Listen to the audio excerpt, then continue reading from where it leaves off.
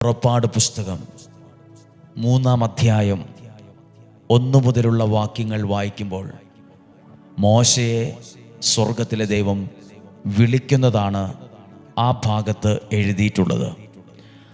അതിൻ്റെ 2-ാമത്തെ വാക്യം, അവിടെ ഒരു മുൾപടർപ്പിൻ്റെ മധ്യത്തിൽ നിന്ന് ജ്വലിച്ചുയർന്ന അഗ്നിയിൽ കർത്താവിൻ്റെ ദൂതൻ അവന് പ്രത്യക്ഷപ്പെട്ടു. അവനുറ്റു നോക്കി, മുൾപടർപ്പ് കത്തിജ്വലിക്കുകയായിരുന്നു, എങ്കിലും അതെരിഞ്ഞ് ചാമ്പലായില്ല. കത്തി എരിയുന്നൊരു മുൾപടർപ്പ്, കത്തി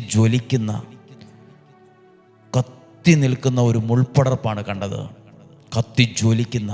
പ്രിയപ്പെട്ടവരെ, ഈ വചനം വായിച്ചപ്പോൾ ഞാൻ ശ്രദ്ധിച്ച 2 കാര്യങ്ങൾ നിങ്ങളോട് പറയുവാൻ ആഗ്രഹിക്കുന്നു.